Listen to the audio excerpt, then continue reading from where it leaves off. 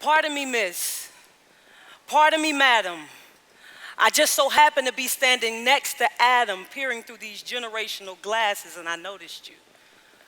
I've also overheard talks of the enemy planning his attack on his next opponent, and well, I know it's you, because I know you. So allow me to introduce myself. Hi. I am the first woman to ever be engaged in combat. I am the first woman to ever take a lick and fall, but keep on ticking because I was confident in my comeback. And I am the only woman to ever see what Eden was like. I stood face to face with your enemy on the day before you ever would, so it's safe to say that I am the Eve of your fight.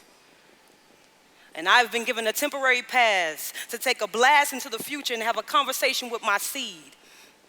And so I could spend these next few moments of girl talk talking to you about hair and fashion, but I would much rather plead with you about this fight that you are in, with lessons from a book entitled The Art of War. Lesson number 1, lay out a plan. No man ever decided to build a house without first counting the cost. And if you don't count the cost, you will suffer a loss. And this false sense of pride that tells you that you could just wing it, well, that's for the birds. So please know your enemy. Know yourself. Understand his strengths and know your weaknesses. And be prepared to capitalize. Like shift key when they both arise, because they will. Lesson number 2. There are a variation of tactics. This is something that the author Sun Tzu wanted you to understand. He says that the enemy not only uses the energy of your opposing powers, but he also takes advantage of the fight based on the ground in which you are battling on. In this book, he lists 9 different tactics. That's 9 different life situations. That's 9 different battlegrounds. That's 9 different turfs. First, he said there's dispersive ground. Then there's facile ground. Then there's contentious ground, open ground, interstate ground, serious ground, difficult ground, hemmed in ground, and then desperate ground. Now, I see that look on your face. And that frown lets me know that you have no idea what any of that means. So instead of dancing all over the situation, let me just break it down. I'm going to compare every battleground to a life situation, a life circumstance, so that you will realize that every single ground has an advantage and a disadvantage. Are you paying attention to this fight? And then you'll realize why the enemy, lightning, doesn't strike in the same place all the time. But let me rewind. Dispersive ground. Dispersive ground is when the chief strikes on his own turf. See, the territory of his own reminds me of, well, your home. Then there was facile ground. And see, that's kind of close to home, which means it's not really an attack from your family or on your family, but it's the next of kin. I would say in life, that turf tactic would be battleground with your friends. And then number 3 was contentious ground. Now see, contentious ground is when the ground is actually advantageous for both you and your enemy. And if I had to look at that spiritually, I would like to call that temptation. Number 4, see, this particular terrain is like a field or a plain. It's like open on all sides. So you can freely run as you please. I would like to consider that your occupation. Then you have interstate ground, where there's 3 or more differing roads that intersect at the same time. Let's just call that your trials and your tribulations. And then there was serious ground. See, serious ground is when there has already been a battle taking place by others, and you just passed through a hostile land.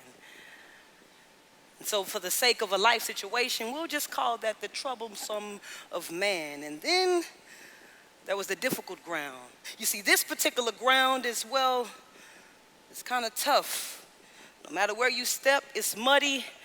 The trough kind of reminds me of life, of all types of stuff. So We'll just call it your money problems. And then there was the hemmed in ground. You see, hemmed in ground is kind of like a battleground, and you find yourself bagged into a cave. Now, you feel protected and fortified, but you got to be careful because you can easily get tracked and mortified by your enemy if he knows how vulnerable you are. And then lastly, or finally, shall I say, there's the ground of desperation. That is sickness, disease, and all health deprivation. So, the enemy says in that case, you cannot run.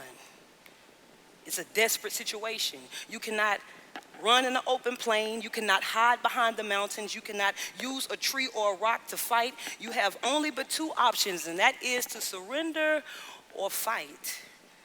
I came to let you know that surrendering is not an option. So let me help you get this right, woman. Fight.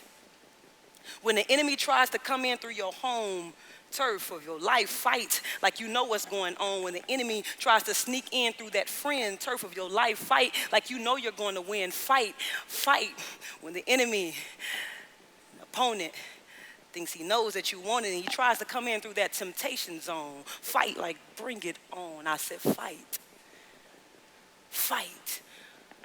Fight when the ground is open. Fight for your promotion. Fight for your job. Fight for your career. Don't let any slick talking snakes trick you out of your rightful position.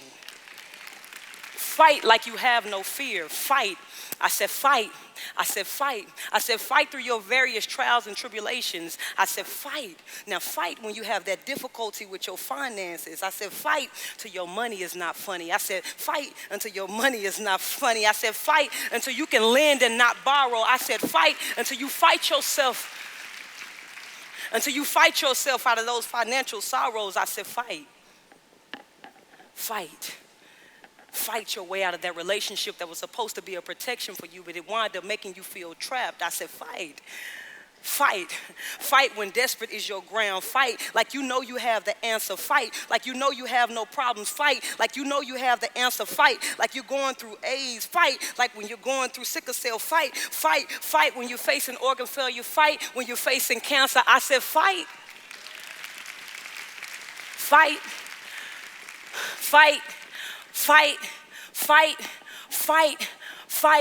Fight like a brawl at a lunchroom in grade school. Fight like this is the new cool. I said fight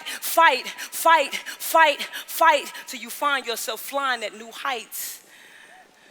And you look down at the situation and realize that it was small compared to you and your God anyway. I said fight. Lesson number three, attack. See, as a woman, I don't want you to just grow accustomed to only fighting back. I want you to engage the enemy. I said, I want you to engage the enemy and fight and let him know that you have nothing to be afraid of. And I really hate I have to go. I really hope you understand what I was saying. I have to go. So, pardon me, miss. Pardon me, madam. I'm returning back to the side of Adam where I belong.